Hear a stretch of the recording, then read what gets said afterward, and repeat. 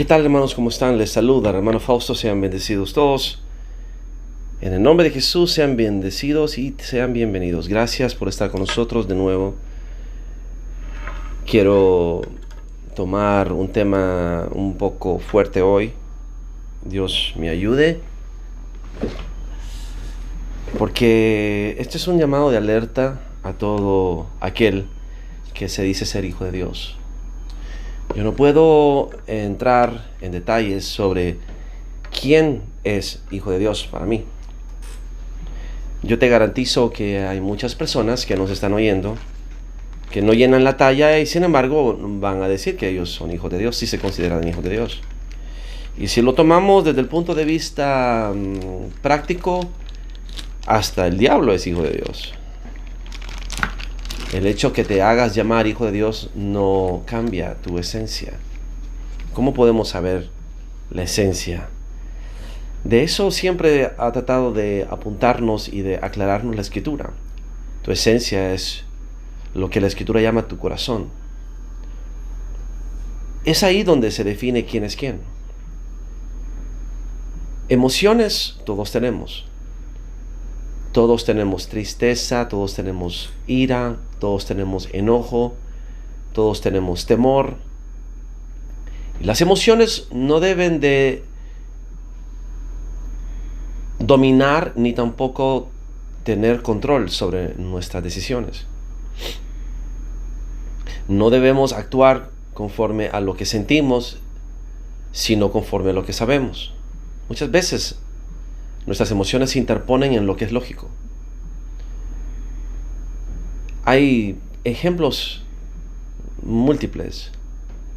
Por ejemplo, en las películas del oeste, una de las escenas más tristes, más allá de que maten al personaje principal, al héroe, es cuando muere su caballo.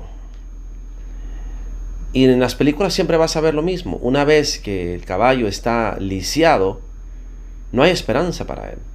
Sufre. Y lo mejor que puedes hacer es matarlo. Sacarlo de su miseria. Nosotros, los que no sabemos de caballos,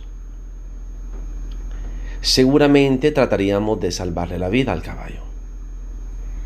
Seguramente trataríamos de mantenerlo vivo lo más posible, por el amor al caballo.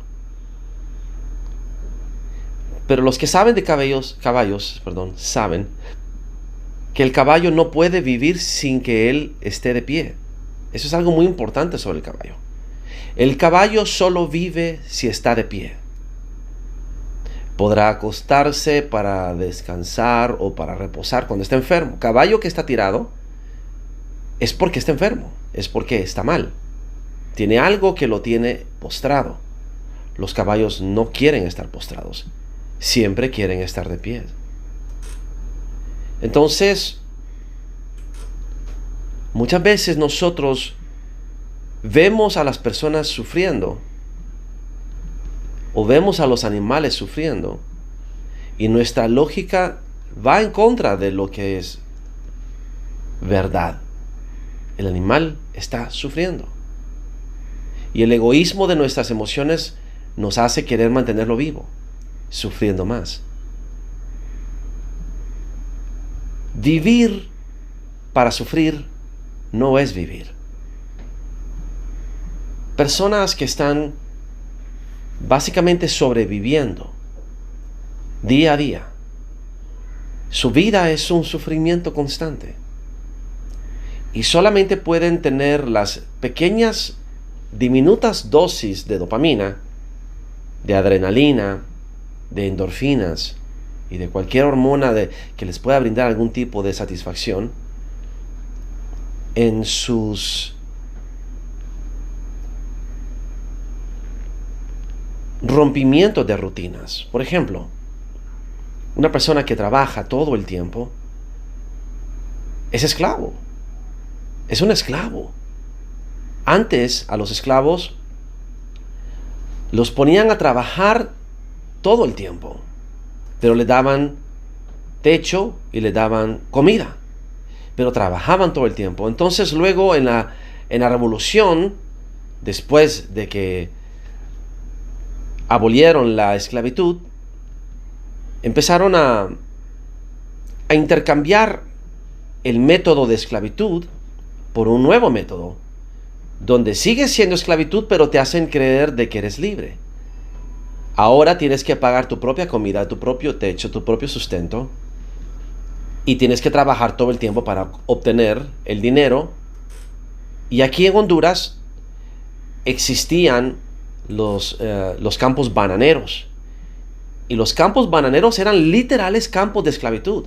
Pero era una esclavitud muy interesante que se había exportado de Estados Unidos para Centroamérica. Por eso la famosa calificación o etiqueta de Banana Republic, que casa perfectamente bien con Honduras. Honduras fue una Banana Republic. Y los campos bananeros pagaban a sus empleados, mejor dicho, sus esclavos modernos, con bonos, con una moneda que solo podías intercambiarla en los comisariatos de las bananeras. Y las bananeras, que eran megacorporaciones norteamericanas, traían producto norteamericano, como Coca-Cola, cornflakes de Kellogg's, etc., que no se conseguía en los supermercados locales. En los supermercados locales o mercaditos locales, porque no existían los mega supermercados en aquel entonces, eran pocos los supermercados, solo se conseguía producto artesanal o producto nacional o producto centroamericano, a lo máximo. Pero tener el lujo de tener una barra de chocolate Hershey's, o de tener beef jerky, o sea, jerky de res, productos americanos, Coca-Colas americanas, confites americanos, golosinas americanas, era considerarte un estatus en aquel entonces. Yo recuerdo cuando yo estaba en escuela, ay, me voy divagando, Dios mío, ayúdame. Cuando yo estaba en escuela, pero tengo que decirlo, cuando estaba en escuela, a mí me gustaba mucho ir a las casas de mis amigos norteamericanos, los que eran hijos de embajadores, hijos de cónsules, hijos de funcionarios de la embajada americana, porque ellos siempre tenían una bodega llena de productos americanos, que más que todo eran golosinas. Me recuerdo que combos, cheese and crackers, o sea, eran puras golosinas. Y nos pasábamos horas viendo películas y comiendo golosinas. Eso era para mí el reino de los cielos. Eso para mí era el cielo, ¿no? Ver películas americanas con norteamericanos comiendo chucherías y golosinas norteamericanas. Pero al final de cuentas la historia va alrededor de la esclavitud. Los que trabajaban en las bananeras creían en aquel entonces que tenían un cierto estatus en comparación con el resto de la gente que los rodeaba en la costa norte. Pero era esclavitud, porque no tenías dinero en realidad, tenías bonos, tenías créditos, que ibas al comisariato de la bananera y comprabas producto que ellos mismos traían. Era un negocio redondo, obviamente. ¿Podremos decir que esto era como un ensayo a sistemas de control totalitario? No, no lo sé, es posible que sí. Pero a lo que voy es que la humanidad ha intercambiado su libertad por una esclavitud cómoda, que les presenta una aparente libertad, pero que no es libertad, no existe. Pero ellos le llaman libertad. Hoy en día, esa libertad tiene una connotación muy heroica, patriótica, que le llaman democracia. Y ahí es donde empiezan los juegos de palabras. Yo una vez le dije a alguien, yo soy progresista. Y entonces me contestó, ¿pero qué progresista? ¿Qué tipo de progresista? Porque depende a quién se lo dices o quién lo dice. Porque hoy en día progresista debería de significar en su etimología alguien que gusta del progreso de la sociedad y de los derechos civiles. Pero hoy en día progresista es sinónimo de comunista, socialista, de la izquierda. Entonces las marcas que antes delineaban conceptos se han ido borrando, se han ido diluyendo, y el concepto de democracia que ustedes creen que es algo bueno, ahora que yo lo entiendo según su etimología y su historia, me doy cuenta que es otro sistema de esclavitud, donde te quitan tus libertades y te ceden algunas, y tú vas a creer de que tienes derechos. Derechos que te concede el gobierno y que el gobierno tiene como obligación proteger. ¿Estás entendiendo lo absurdo que es? ¿Desde cuándo los derechos te los concede el gobierno? Derechos básicamente se traduce a la autoridad que te ha sido delegada desde los cielos por Dios, que nadie te puede quitar, pero tristemente por la fuerza, por la guerra, por el adoctrinamiento, por el control mental, por los sistemas de esclavitud, la humanidad ha perdido toda la noción de lo que es un derecho y cree que es un privilegio que el gobierno te concede. ¿Por qué estoy hablando de todas estas cosas? Porque de la misma manera que la sociedad, por medio de los sistemas de control mental, mediáticos, políticos, religiosos, han ido poco a poco quitándole todas las libertades y todos los derechos y toda la autoridad a la raza humana, al ser humano, porque solo hay una raza, la raza humana. De la misma manera, en el espíritu, el diablo hizo exactamente lo mismo. Nos quitó nuestra libertad en Cristo con la religión. Nos quitó nuestra identidad de hijo de Dios con la religión. Nos quitó nuestro derecho de exigir las cosas que nos fueron heredadas por la religión. Al final, la religión captura a los que creen que son espirituales y la política captura a los carnales ideológicos que no se consideran espirituales. Son dos bocas que se tragan a las mismas víctimas. ¿Cómo yo puedo saber que alguien es religioso? La manera más fácil de saber que una persona es religiosa y que no es espiritual es en que tiene miedo. Ahí se acabó tu espiritualidad. La fe y el miedo son completamente contrarios. Los que son espirituales caminan en fe, confiados, con certeza, total y absoluta certidumbre de quién son y de lo que merecen y de lo que tienen. El religioso viene del temor, de la escasez, donde está pidiendo que por favor le den lo que tal vez fuera encontrado digno de encontrar. Hay una gran diferencia. La religión es para los esclavos, la espiritualidad es para los hijos. Los hijos no necesitan una moneda, el religioso sí. El religioso depende de una moneda. Observa con atención el patrón de comportamiento de la humanidad desde Adán y Caín. Tú sabes que cuando Eva es engañada y también engaña indirectamente a su esposo para que contribuya en su desobediencia, no es hasta que el hombre Adán toma el fruto que empieza la caída. Mientras Eva había tomado, no había transgresión. Es solamente hasta que la figura de autoridad toma la decisión de ceder su autoridad que entra el caos al universo. Entonces empiezan a verse desnudos, se esconden de Dios, Dios les sale al encuentro y le dice: Adán, ¿dónde estás? No pregunta a Eva, no pregunta por Eva. Eva, ¿qué ondas? ¿Dónde está tu esposo? No, pregunta: Adán, ¿dónde estás? Y Adán le sale al encuentro y habla con Dios avergonzado. Dios entonces decreta una maldición sobre la tierra. ¿Por qué? Porque tomaron del fruto de un árbol. Entonces Dios, para anular esa maldición, porque son varias maldiciones aquí. Las transgresiones están ahí, ¿no? Porque Adán y Eva tomaron del fruto de un árbol. El fruto de la vida el árbol de la vida tuvo que ser colgado en un árbol, en un madero. Entonces vemos cómo se va anulando un mal con una justicia.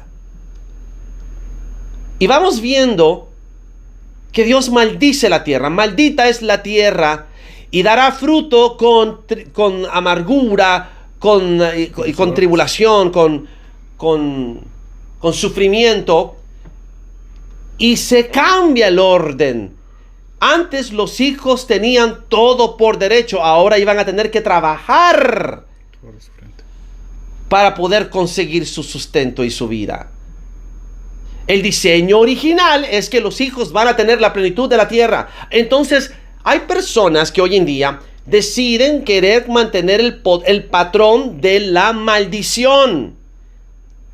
La maldición que Dios le dio a Adán, por la transgresión y la desobediencia es: maldita es la tierra, y ahora la tierra te va a producir fruto con esfuerzo, con el sudor de tu frente. Ese no era el proyecto original.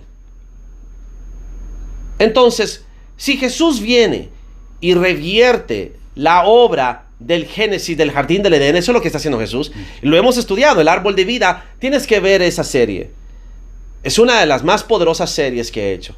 Árbol de vida, tienes que verla. Una lista de reproducción en nuestro canal de YouTube que se llama Árbol de Vida. Para los que están en TikTok, el canal del YouTube tiene un link en nuestra página, en la portada. Ahí van a encontrar el link, un botoncito rojo que dice YouTube. Váyanse al canal de YouTube, suscríbanse y vean esa playlist, esa lista de reproducción que se llama Árbol de Vida. Entonces, ¿qué sucede?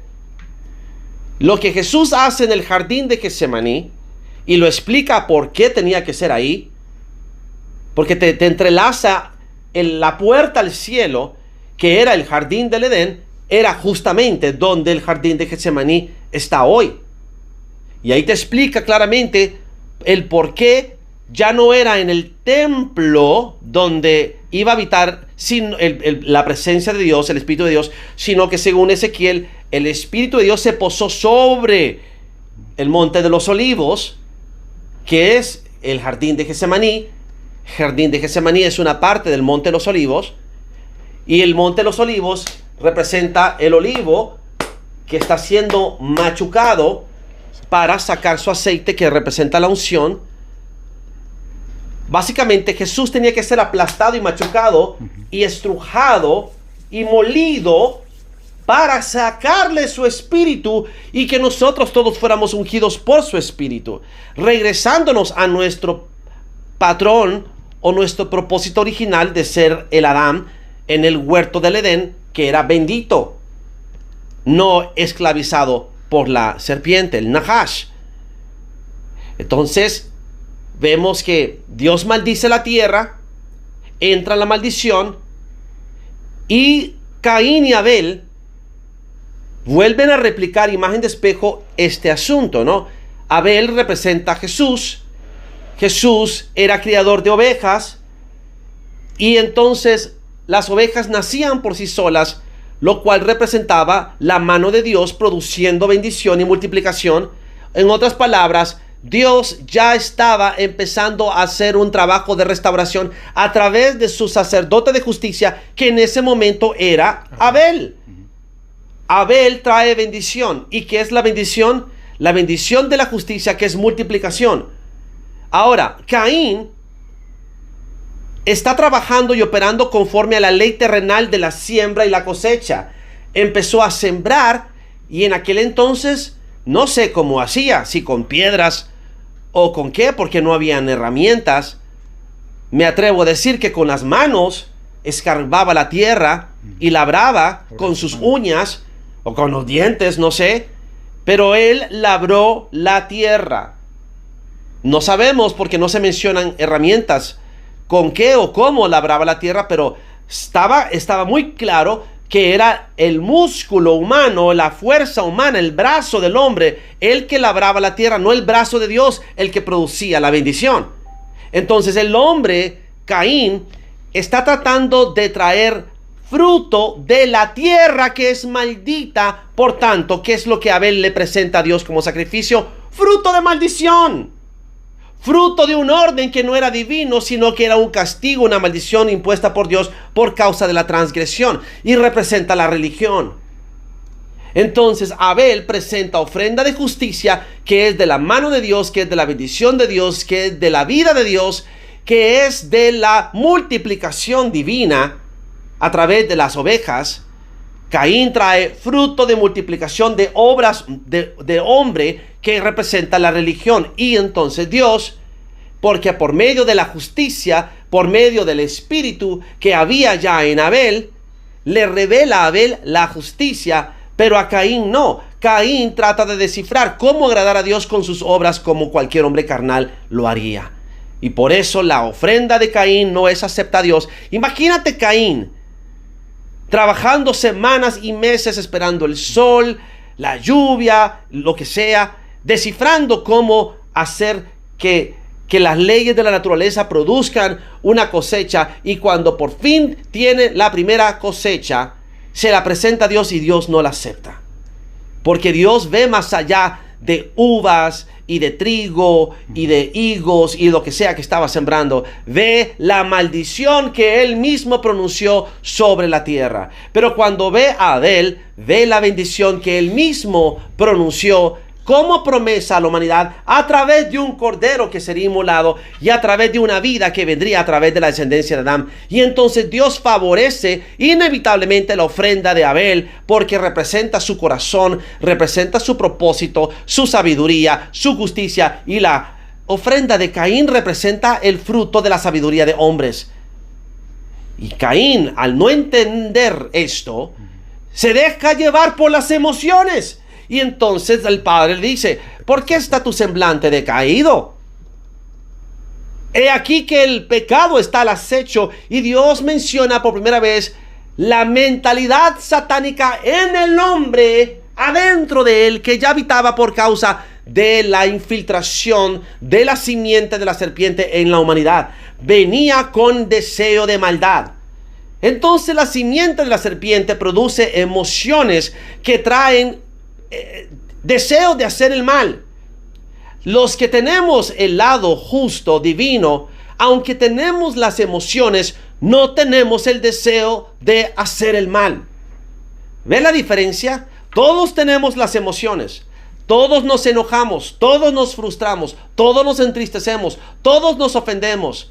Pero unos desean venganza y hacer el mal, otros no desean venganza y hacer el mal, sino que tratan de soportar el agravio, tratan de soportar el dolor y de rectificarlo. Hay dos tipos de personas: las que se dejan llevar por sus emociones para hacer el mal, las que no le hacen caso a las emociones y procuran hacer el bien a pesar de que les hicieron un mal. Y así sabrás quién es hijo de Dios y quién es hijo del diablo. El que hace daño y luego se justifica de que hizo el daño por el daño que le hicieron es Caín. Así de simple. ¿Cuál era la justificación de Caín de matar a Abel? Alguien le hizo un mal. ¿Quién le hizo el mal? Dependiendo, preguntémosle: Caín, ¿quién te hizo el mal? ¿Abel o Dios, que rechazó tu ofrenda? Como no tiene el valor de odiar a Dios porque rechazó su ofrenda, no, el culpable tiene que ser Abel. Porque Abel se atrevió a ser más inteligente y más sabio que yo. Lo tengo que matar y le voy a estrellar una piedra en la cabeza para que no pueda pensar más. Y lo termina matando. Entonces tienes que entender la naturaleza desde el principio de la humanidad es doble. Unos que procuran dar vida, otros que procuran dar muerte. Unos que procuran hacer el mal por causa de un mal que ellos creen que se les hizo, porque siempre tienen que ser justificados, ¿no? Del mal que hacen no es porque alguien me hizo el mal. Mira lo que está sucediendo en el Medio Oriente. Lo que hoy en día sucede en la tierra que ustedes llaman Israel es muy parecido a lo que sucedió en la Alemania de Hitler, como que se estuvieran tomando venganza, pero no contra los alemanes, sino contra gente inocente. Estamos viendo comportamiento nazi, literal, en un lugar donde quizás sufrieron, según la leyenda, ¿no? Porque ese es otro debate grande, si hubo o no hubo un holocausto. Pero en todo caso, con quien deberían de tomar venganza sería contra los alemanes. no contra los pobres que están en ese momento atrapados en ese territorio. Tengo que tener mucho cuidado de no mencionar demasiado porque no quiero que me empiecen a llamar antisemita. Mira, yo no soy antisemita, me encantan las semitas, especialmente con café. Los que no son hondureños no van a entender el chiste. Semita se le llama a un pan dulce que venden en Honduras que se mete con el café y se toma con el café en la tarde. Así que me encanta la semita. Como dice una hermana en Nueva York, yo soy cafetólica, me dice. Y yo también. Y soy metodista, o sea, nos metemos de todo. Soy cafetólico, soy metodista y soy pro semita. Ahora, voy a decirles el punto de lo que estoy hablando. Todo viene de la sombra del mismo hombre que nubla su percepción de lo que es correcto y de lo que es malo y de lo que es bueno. Por causa de que comió del árbol del fruto del bien y el mal, el hombre ya no puede discernir la diferencia entre el bien y el mal, sino que el bien y el mal lo juzga por la carne, por las emociones. Entonces el hombre descendió de su sabiduría a una sabiduría carnal por causa de haber comido de un fruto carnal. Víctor, bienvenido. Muy buen día, hermano Fausto. Muy buen día a todos los hermanos en la dispersión. Muy profundo las palabras de introducción, ya que engloba lo que es la tierra, ¿verdad? Lo que es las dos simientes.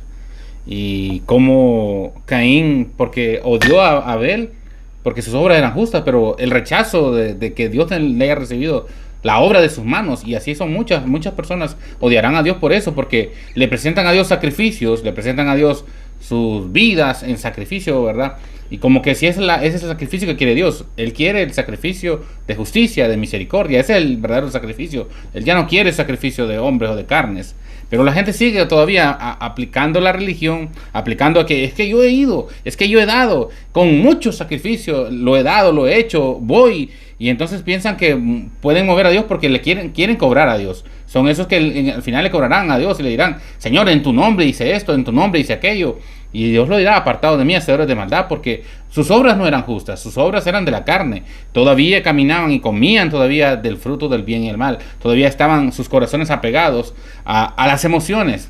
Y lo hemos visto, lastimosamente hemos visto hermanos que dicen amar, pero con el mismo amor que tienen, o la misma fuerza que tenían de amar, se ha convertido en odio visceral. Y realmente lo usan la palabra de Dios, usan el nombre de Dios, como lo que están haciendo es justo. Eso es lo más triste. Ay, esto viene de Dios, porque si no Dios ya me hubiera parado. Ese es el problema, que mucha gente interpreta la tolerancia y la permisividad de Dios con la autorización y la aprobación de Dios. Sí.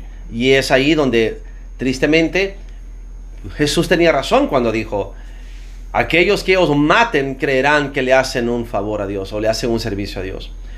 Y Dios, en el principio, en Génesis, en el diálogo que tiene con Caín, porque mira qué importante esto, Dios hablaba con Caín. Sí. Caín no tenía rechazo de Dios por causa de su linaje. El hecho, y mira que aquí donde vemos el plan de salvación que yo hablé hace unos días, referente al plan total, absoluto de Dios.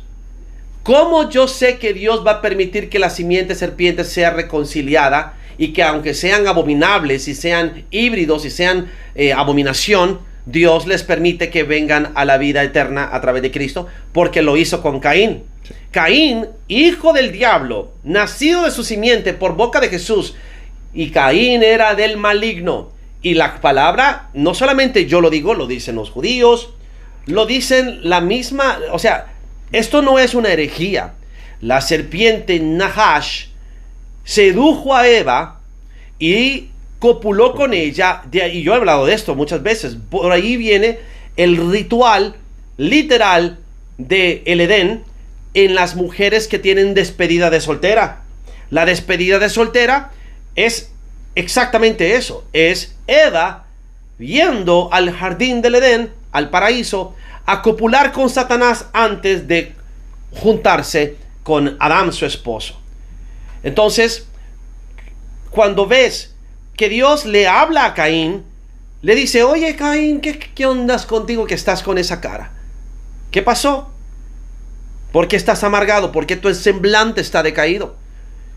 Entonces, Dios le dice, si hicieras el bien, serás enaltecido.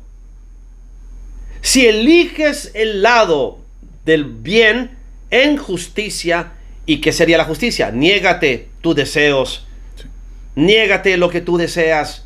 Bueno. No actúes conforme a tus deseos. No te dejes llevar por tus emociones. Haz el bien, no hagas el mal. Si hicieras el bien, esto fue antes de que matara. O sea que Dios le dio una opción al hijo del diablo. Dios le presenta una opción a Caín, el hijo de Satanás. Le dice, oye Caín, ¿por qué estás triste? Si me tienes a mí, yo te amo, mira que estoy hablando contigo.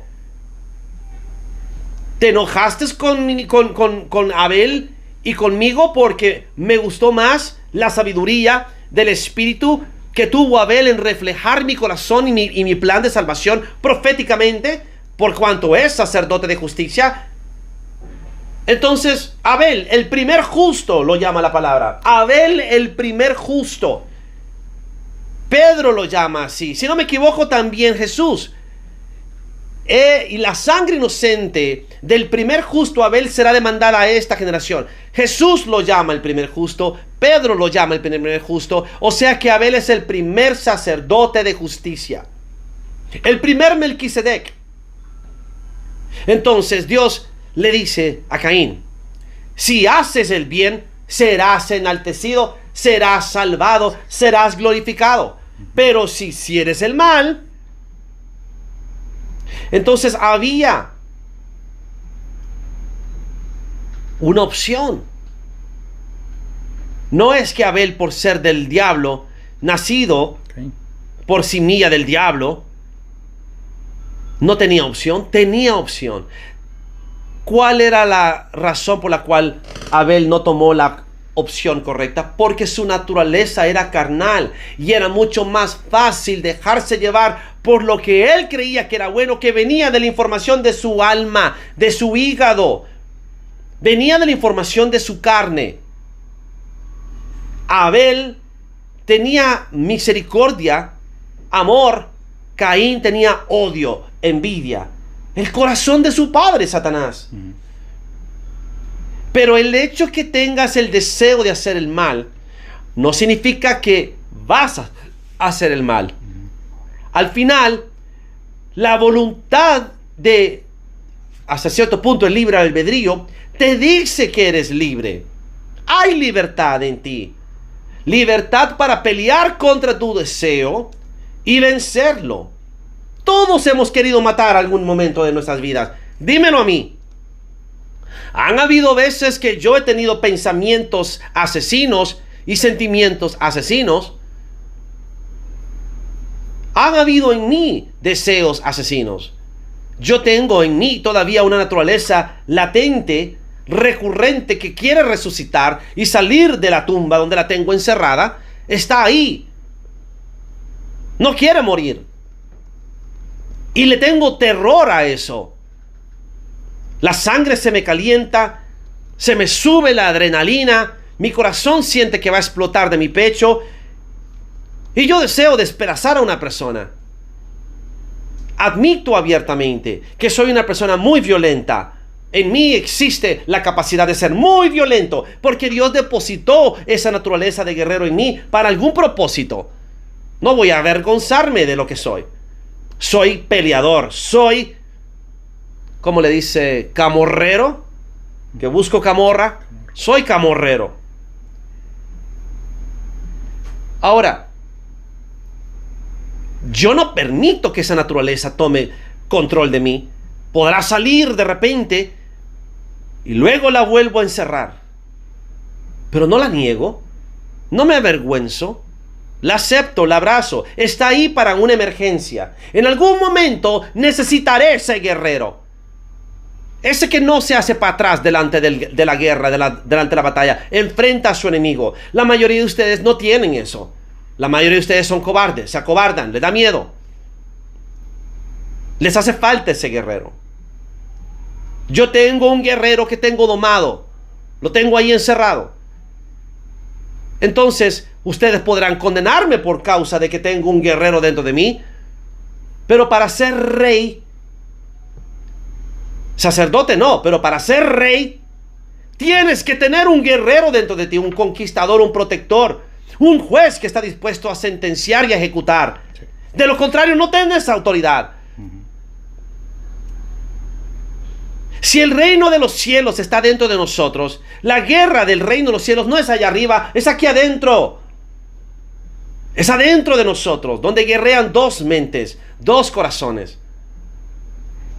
En el caso de Caín, lo mismo sucedía. Dios se lo dijo: si obedeces al bien que hay en ti, que viene de tu madre Eva, simiente mía, creación mía, elegirás el destino de la humanidad descendiente de ti. Pero si eliges el mal, producto de la simiente de tu padre, Satanás, que tiene envidia y es asesino y además es mentiroso, porque ¿qué es mentir? Negar la información, negar la verdad. ¿Dónde está tu hermano?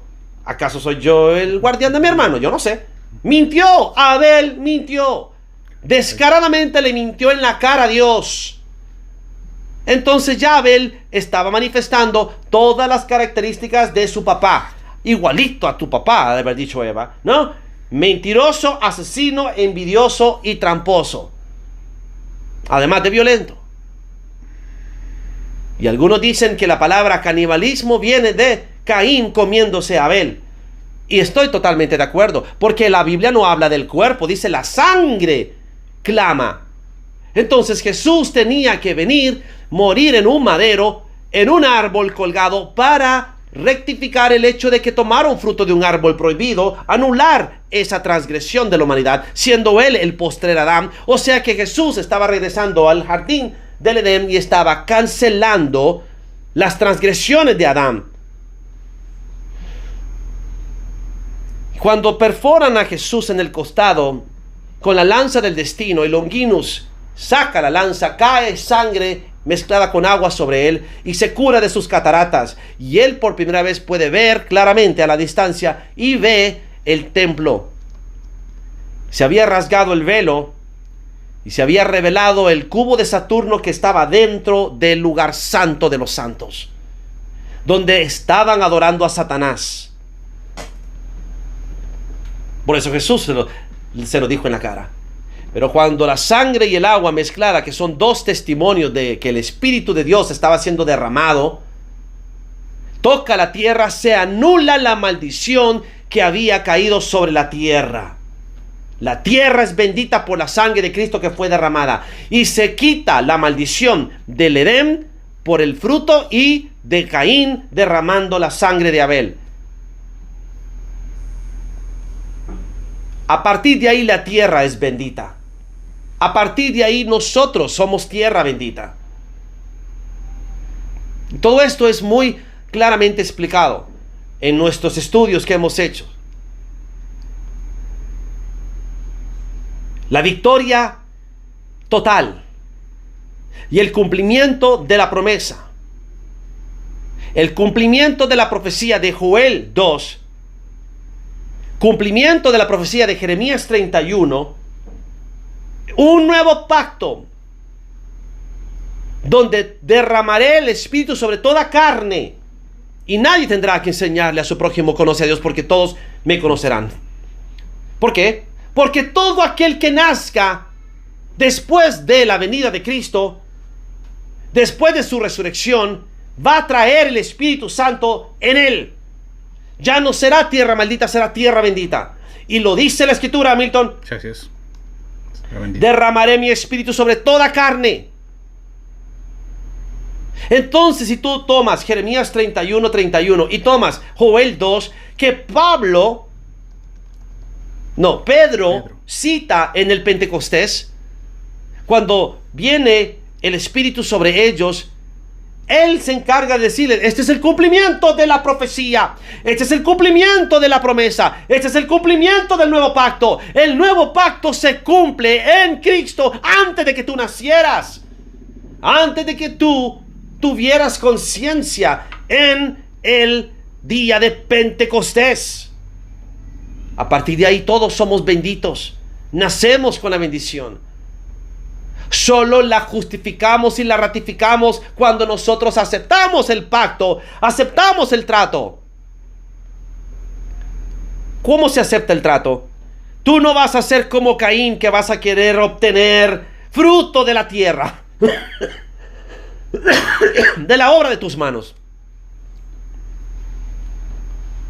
sino que va a ser fruto de Abel, fruto de mi espíritu, de mi vida, de mi promesa, de mi mano. Entonces, ¿cómo es que uno se arrepiente? Se arrepiente de las obras de tus manos siendo un Caín, para convertirte en uno que toma la obra de la mano de Dios como un Abel y entrar al sacerdocio de justicia, por su gracia, por su maravillosa promesa cumplida y en su pacto. Entonces Dios hace el pacto y Dios cumple el pacto y Dios nos hace ser galardonados de su pacto y de su beneficio. Nosotros solo tenemos que sellar el acuerdo, acordando, decir: sí, Señor, gracias, gracias.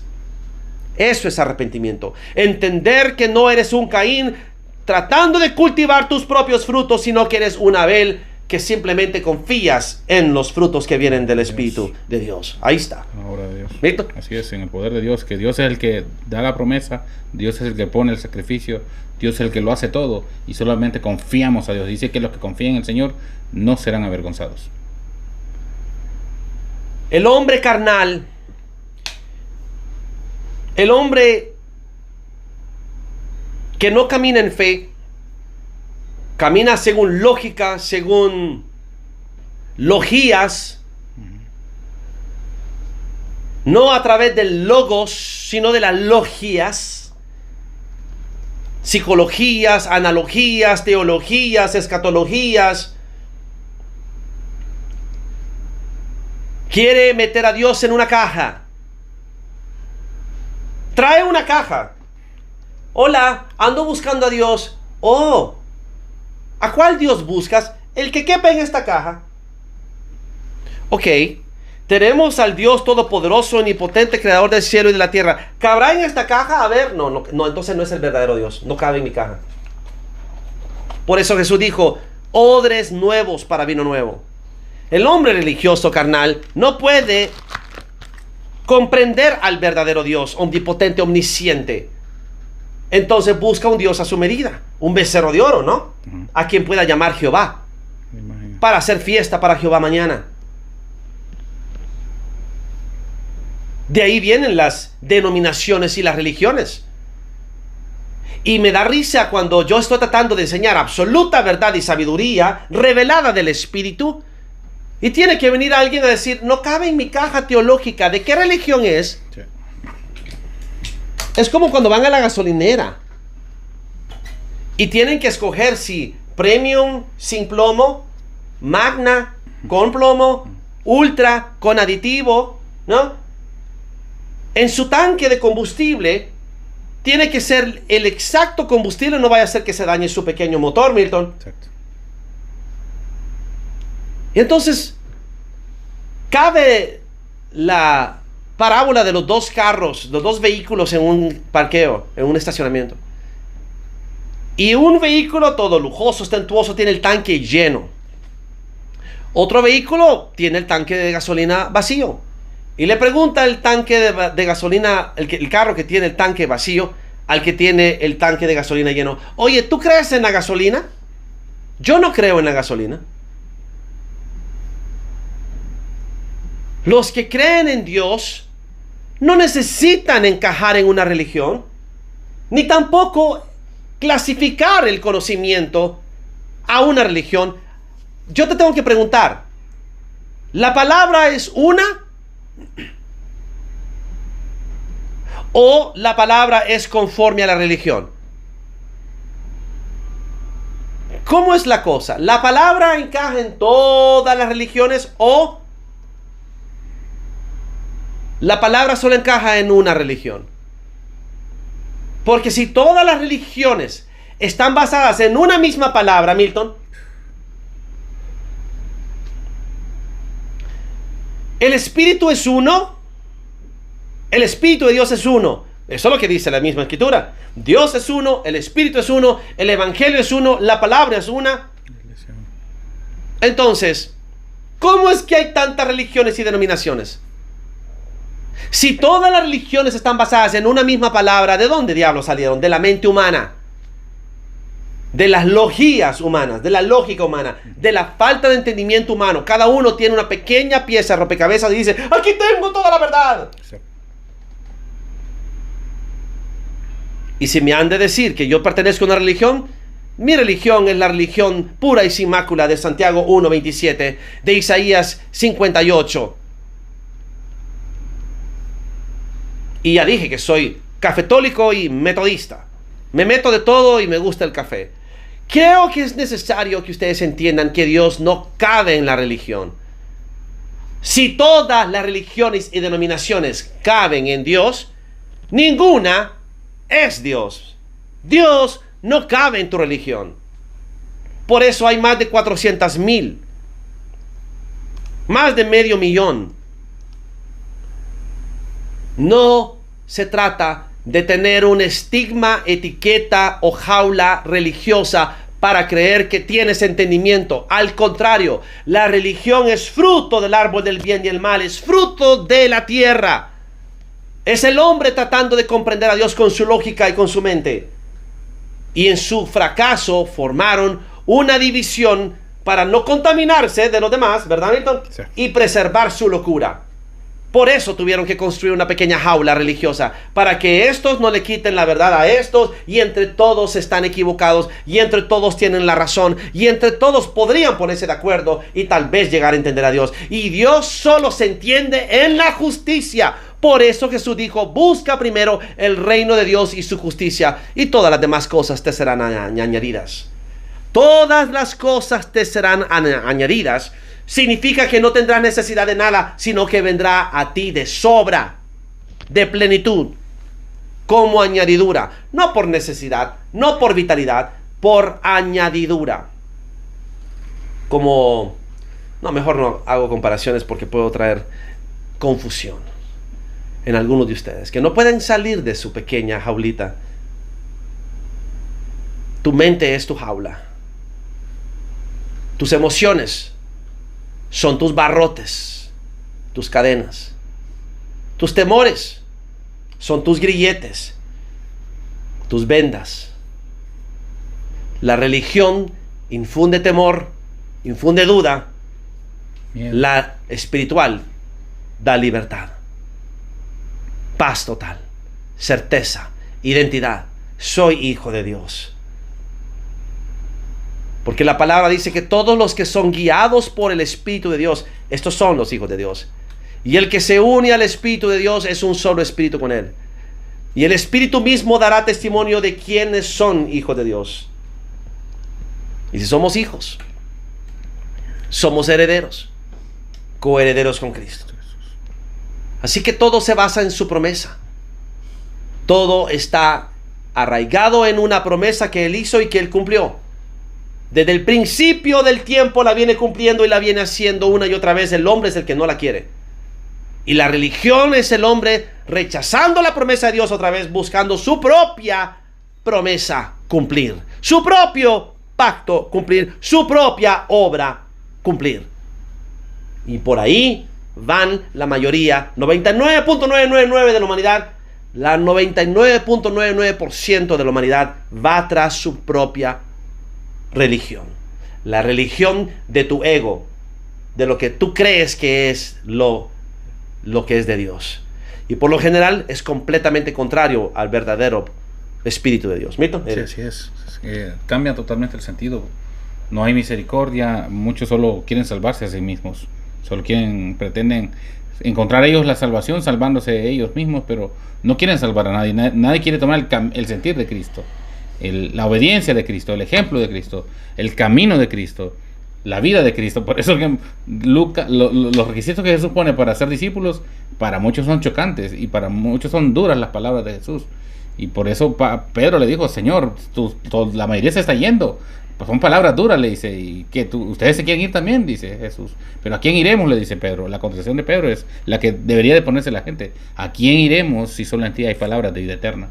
Seguir a Jesús es confiar plenamente en sus promesas. Y qué hermoso que Él desde antes de la fundación del mundo ya había sido sacrificado, ya había sido derramado, ya desde antes lo había Él propuesto en su corazón. Por eso la obra de Abel, el sacrificio de Abel o el regalo de Abel es mostrarle el cordero, porque recordaba la obra justa que es Jesús. Mira, en la última cena, cuando Jesús anuncia que lo van a traicionar, la respuesta de los discípulos es: ¿seré yo, Señor? Curios, Dios de dioses, Rey de reyes, magnífico Dios todopoderoso, curios. No es lo mismo Señor en el Antiguo Testamento, Baal, al Señor en el Nuevo Testamento, curios.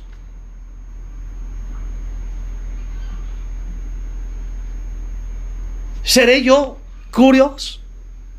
¿Seré yo Señor? Y cuando llega Judas, ¿seré yo Rabí? Judas no proclamó que Jesucristo era su Señor. Judas no proclamó a Jesucristo como su Señor. No lo reconoció como Dios venido en carne.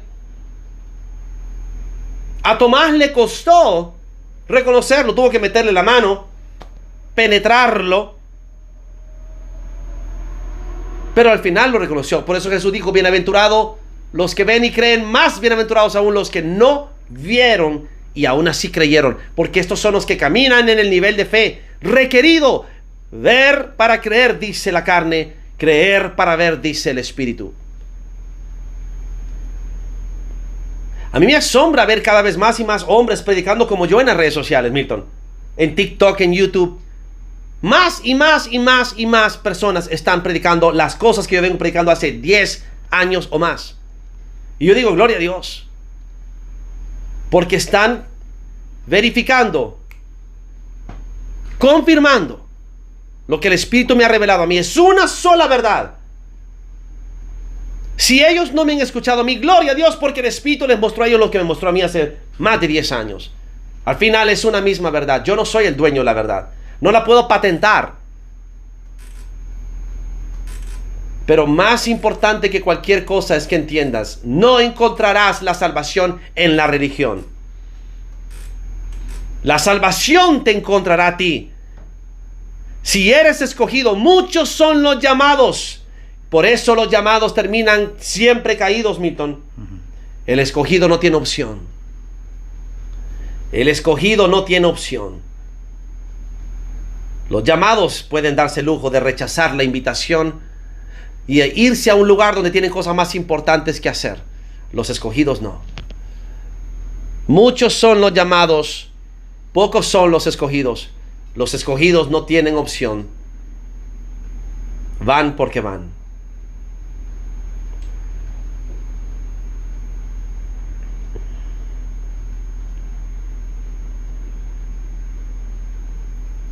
No me dejan ver tu video. No sé qué significa eso. ¿Que estás hablando de tu sinagoga, tu pastor? Hay algo bien interesante que sucede en las redes sociales.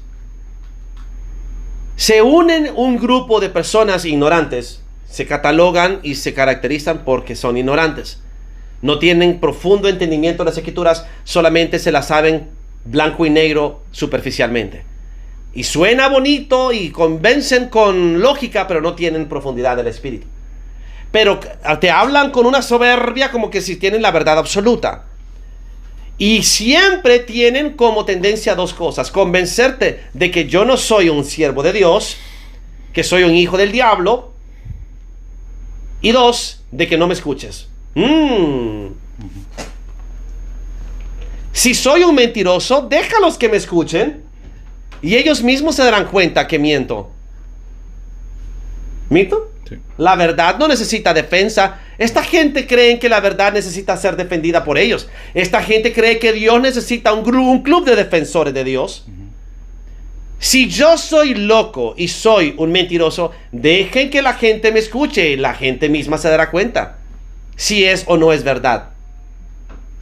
Pero insistir en lo mismo, no lo escuchen, es un hijo del diablo, es un hereje. Hay algo bien peculiar ahí. Me acusan a mí de secta, pero ustedes le dicen a la gente que no me escuchen, Milton. Eso es sectarismo. Así es como se identifica una secta. Yo nunca te he prohibido que escuches a alguien. Es más, cuando la gente habla mal de mí, te digo, ve y escúchanos para que te des cuenta. Tú mismo discernirás. Todos tienen una misma locura. No lo escuchen porque es un hijo del diablo. Y la misma gente pregunta, ¿cómo va a ser hijo del diablo si tiene el poder de Dios que lo respalda?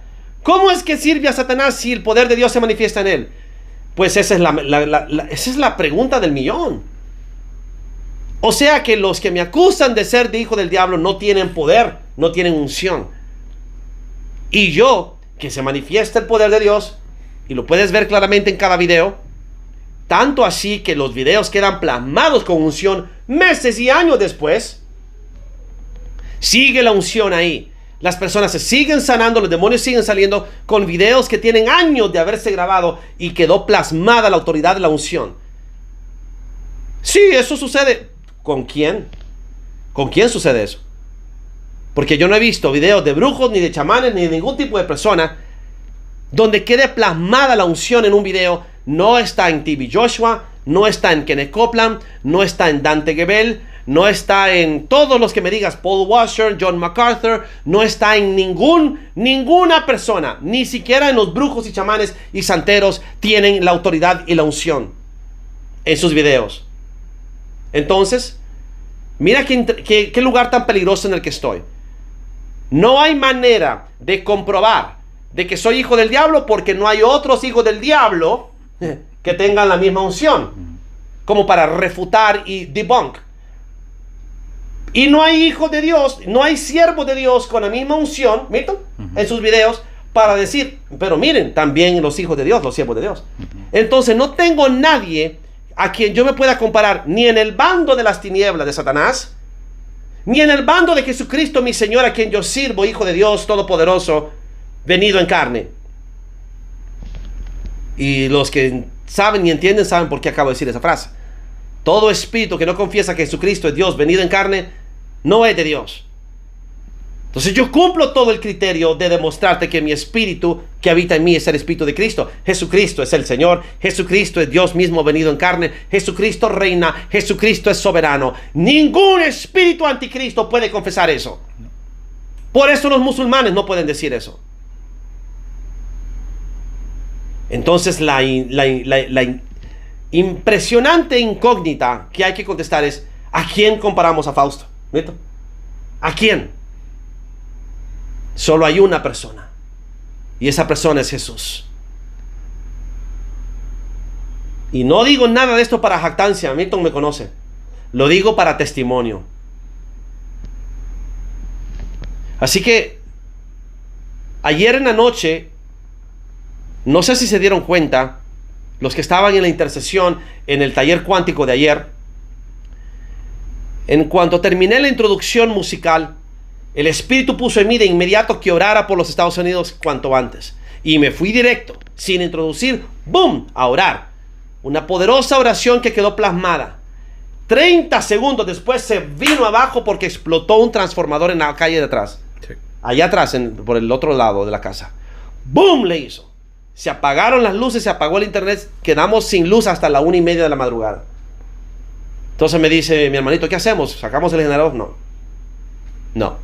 Ya hice lo que tenía que hacer.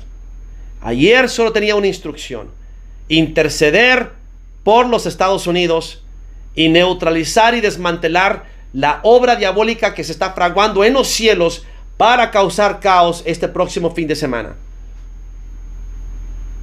El día 4 de julio, que se celebra el Día de la Independencia, y el día 5 de julio, tienen el diablo la intención de causar algo grave.